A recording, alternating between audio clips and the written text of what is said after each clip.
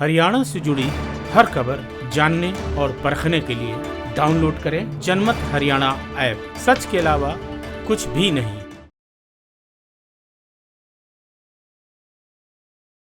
जनमत यात्रा आज पहुंच चुकी है कैथल, जो कि कुरुक्षेत्र लोकसभा क्षेत्र का हिस्सा है। कैथल जो कि हरियाणा का एक ऐतिहासिक शहर, जिसके बारे में कई हिंदू माइथोलॉजी में ये जिक्र है कि कपि स्थल से उसका नाम ये कैथल हुआ, उसका ये तद्भव रूप है। और कपि स्थल को लोग हनुमान जी से जोड़कर देखते हैं।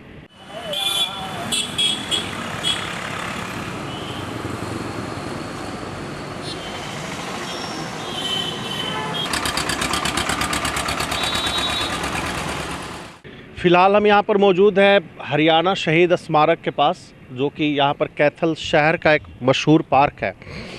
चूँकि ये चुनाव यात्रा है तो इसमें हमने बहुत सारे ऐसे लोगों से हम जानने की कोशिश कर रहे हैं जो सुबह साइकिलिंग के लिए या योगा के लिए या जॉगिंग के लिए इन पार्कों में आते हैं। और आप देख सकते हैं हमारे साथ बहुत सारे कैथल के ऐसे साथी हैं जो कि जिनकी दिन की शुरुआत इसी पार्क से होती है। चूँकि चुनाव का मौसम है और लगभग हरियाणा में नामांकन भरे जा रहे हैं। 23 अप्रैल तक नामांकन भरे जाएंगे। और इस तरीके से चुनावी गर्मी, जिस तरीके से देखते हैं कि जॉगिंग के वक्त वार्म अप एक्सरसाइज होती है, ऐसी वार्म अप एक्सरसाइज पूरे हरियाणा में हो रही है। लेकिन कैथल में क्या कुछ है? कैथल में इस बारी जी चूँकि कुरुक्षेत्र का हिस्सा है, अभी तक कोई कैंडिडेट ऐसा नहीं है जो कैथल ज़िले से हो। आपसे बात कर रहा हूँ मैं, अभी तक कोई ऐसा कैंडिडेट नहीं है जो कैथल ज़िले से हो। लेकिन इस बारी चूँकि पिछली बारी बीजेपी ने, उससे पहले नवीन जिंदल जी लगातार जीतते रहे। डेवलपमेंट भी इशू है या पता नहीं क्या इशू है, जो भी इशू है आप लोगों के लिए। लेकिन इस बारी कुरुक्षेत्र का चुनाव कैसा रहेगा? सर कुरुक्षेत्र क्या, पूरे देश का चुनाव बहुत बढ़िया रहेगा, अच्छा रहेगा। कुरुक्षेत्र तो रहेगा। और हम ये 10 में से 9 सीटों के मैं पूरा आपको चैलेंज कर रहा हूँ आज। अच्छा। और चैलेंज कर रहा हूँ 9 सीटें किसके लिए? लोकसभा के लिए। अच्छा। हाँ, और जो आगे इलेक्शन आएगा उसमें भी हमारा बीजेपी का बहुत बड़ा अच्छा एक रुतबा रहेगा। अच्छा, 9 क्यों 10 क्यों नहीं? वो तो 10 के 10 कह रहे हैं। 10 के 10 तो कहेंगे, मगर मैं 9 की तो चैलेंज कर रहा हूँ आपको। अच्छा। अभय सिंह 2004 में यहाँ से चुनाव लड़े थे और उन्होंने कल ही घोषणा की है कि उनका जो छोटा बेटा है अर्जुन, वो चुनाव लड़ेगा कुरुक्षेत्र लोकसभा से। आपको लगता है कोई असर डाल पाएंगे वो? नहीं, ऐसा कुछ नहीं है। हर आदमी राह चलते पता नहीं कौन कौन मिलते हैं हमारे को, मगर हमारा सिद्धांत, हमारे अपने सिद्धांत पे हम सही निकलेंगे। कांग्रेस की तरफ से अभी कैंडिडेट आना यहाँ पर कुरुक्षेत्र में बाकी है, लेकिन चर्चा बहुत ज़ोरों से ये हो रही है कि शायद नवीन जिंदल इस बार चुनाव न लड़े। अगर रणदीप यहाँ से चुनाव लड़ते कुछ असर रहेगा जी? जो पहले उन्होंने अपनी वो बनाई हुई थी जींद इलेक्शन के बाद, जो ऐसा उन्होंने काम किया, लोगों का विश्वास बना हुआ था कि उनके ऊपर, पर जो विश्वास था वो उन्होंने विश्वास तोड़ दिया है। जो उसने जो अच्छा किया था, रणदीप ने जो नकली असली आरसी की बात कर दी, उससे तो नाराज नहीं है आप लोग? नाराजगी तो है जी सारी। कई काम ऐसे किए हैं जो उनसे लोगों को आहत हुए हैं, लोग काफ़ी आहत हुए हैं। ये रणदीप जी कैथल छोड़कर जो जींद जाने का उन्होंने फैसला किया, और मैं एक तरीके से कहूँगा तीसरे नंबर पर रहे तो पराजय हुई उनकी, इसको आप लोग कैथल वाले लोग कैसे देखते हैं? क्योंकि आगे विधानसभा चुनाव भी। यह कदम उनका कैथल कांग्रेस की कफन में कील का काम करेगा। अच्छा। हाँ, in Kaithal Congress totally wash out. यहाँ कांग्रेस के लिए कोई जगह नहीं बची है, केवल और केवल भारतीय जनता पार्टी ही, और वो भी हमारे माननीय प्रधानमंत्री श्री नरेंद्र मोदी जी जब जींद में वोट मांग रहे थे तो उन्होंने तो कैथल को एक विकास के मॉडल के तौर पे पेश किया था। कुछ नहीं था जी, वो सब कागजी था। हमें देख रहा है विकास सब फट के, कहीं जो विकास था वो सब उखड़ के जा रहा है। विकास के नाम पे जो धांधलियाँ यहाँ पे हुई है ना, वो आप उजागर करिए मीडिया के माध्यम से प्लीज़। अच्छा जी, मतलब अगर रणदीप भी लोकसभा में आ जाए तो उसका कोई फायदा नहीं है? नहीं, उनको तो ये गलती करनी नहीं चाहिए। उनको इलेक्शन ही नहीं लड़ना चाहिए, सबसे बड़ी बात ये। कांग्रेस से सबसे पहले नवीन जिंदल, उसके बाद रणदीप सुरजेवाला, एक तीसरा नाम और जो फिलहाल चल रहा है वो है कैलाशो सैनी का। उनके आने से कोई फ़र्क पड़ेगा सर? नहीं, वो नहीं बन सकते यहाँ पे।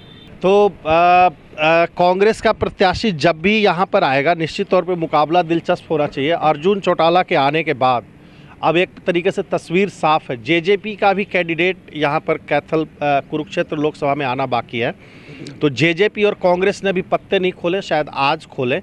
लेकिन बीजेपी और आईएनएलडी के जो कैंडिडेट हैं वो आमने सामने हैं। मुकाबला किस किस के बीच हो सकता है? देखिए, मुकाबला तो मेन तो बीजेपी का ही है अच्छा, और कांग्रेस का देखते हैं कौन कैंडिडेट आता है, उसके बाद कुछ बता पाएंगे। बाकी बीजेपी, हमने सेंटर की सरकार को देखते हुए वोटिंग करनी है, ना कि कैंडिडेट को देखते हुए। फैक्टर क्या है, मुद्दा क्या है? मुद्दा विकास का है। हमारे प्रधानमंत्री नरेंद्र मोदी जी ने इतना विकास किया है, इतने हमारा जो देश का गौरव बढ़ाया है, जो हमारी विदेश नीति है बहुत बढ़िया है, तो उसको देखते हुए हमने मेन पीएम को देखते हुए हमने ये वोटिंग करनी है, ना कि कैंडिडेट को देखते हुए। ये जो कुछ लोग कहते हैं कि मोदी फैक्टर ख़त्म हो चुका है, 2014 की तरह मोदी लहर नहीं है। सर मैं गवर्नमेंट एम्प्लॉय, चुनावों में क्या रहेगा इशू आपके? मैं गवर्नमेंट एम्प्लॉयज अच्छा, आप गवर्नमेंट एम्प्लॉय हैं, वो कुछ राजनीतिक विषय पर बोलना नहीं चाहते। कांग्रेस के अभी कैंडिडेट आने बाकी हैं। अर्जुन चौटाला यहाँ पर आईएनएलडी के कैंडिडेट हैं, लेकिन बहुत ज़्यादा दिलचस्पी कैथल के शहरी लोग अर्जुन चौटाला में नहीं दिखा रहे। लेकिन मुझे लगता है कि शायद इसका एडवांटेज नायब सैनी को मिलेगा। सर, मुकाबला किस किस के बीच देखते हैं आप यहाँ पे? कुरुक्षेत्र लोकसभा। कुरुक्षेत्र में तो नवीन जिंदल जी आए हैं। अच्छा, हाँ जी। नवीन जिंदल जी को अभी तो उतारा नहीं कांग्रेस ने। नहीं, वो प्रोग्राम बना रहे हैं ना वो। अच्छा, आपको लग रहा है नवीन जी उतरेंगे? लगता नहीं है, पर सुनने में आया ऐसा हमारे को। अच्छा, अगर नवीन जी आए तो मुकाबला होगा दिलचस्प? नहीं, दूसरा माना अभी पता नहीं ना है कौन सा बंदा अभी तो। अच्छा, बीजेपी का कैंडिडेट पता है आपको? नहीं पता, भी नहीं। अच्छा, नहीं पता। पीछे कुरुक्षेत्र के लाडवा में भी जब कुछ जो कांग्रेस समर्थक लोग थे उनसे जब हम लोगों ने बात की थी, तो वो भी एक बात कह रहे थे कि अगर नवीन जिंदल आते हैं तब तो मुकाबला अच्छा होगा कांग्रेस से, और अगर नवीन नहीं आते हैं, सर अगर नवीन जिंदल आए और नायब सैनी के बीच मुकाबला लगता है आपको? ऐसा लगता तो नहीं है, क्योंकि जितनी बार भी नवीन जी सांसद रहे हैं, ऐसा नहीं लगता कि जिस हिसाब से जो काम होने चाहिए थे उस हिसाब से इतने काम नहीं हुए। नहीं तो पिछला सांसद जो था आपका राजकुमार सैनी, उसने तो कोई भी काम नहीं किया। देखिए, राजकुमार सैनी जी ने कई बातें उठाई हैं छत्तीस बिरादरी के लिए।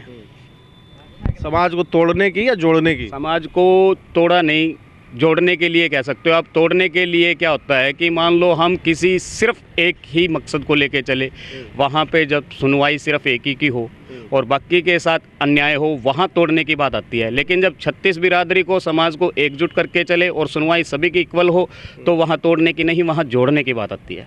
तो फिर जो इशू सैनी उठाते रहे आपके हिसाब से ठीक है?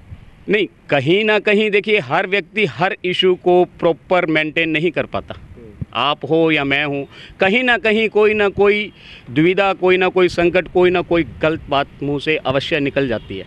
और यही मेरे ख्याल से शायद, अगर आप ज़्यादा कुछ पूछोगे, हो सकता है कि कोई ना कोई बात मेरे भी मुख से कुछ ऐसी ना निकल जाए जो शायद न्यूज़ के लिए बेटर ना हो। अच्छा, ठीक है, आप ऐसा कुछ मत निकालिए जो डिफेमेटरी हो।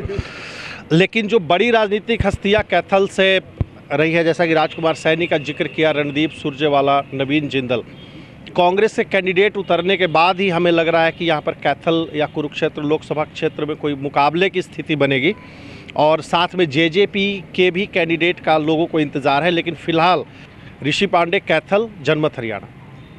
राजनीति के आगे, राजनीति के पीछे, हर हलचल को जानने के लिए हमारे YouTube चैनल जनमत हरियाणा को लाइक करें, सब्सक्राइब करें और अपडेट रहने के लिए बेल आइकन दबाना ना भूलें। देखते रहें जनमत हरियाणा, सच के अलावा कुछ भी नहीं।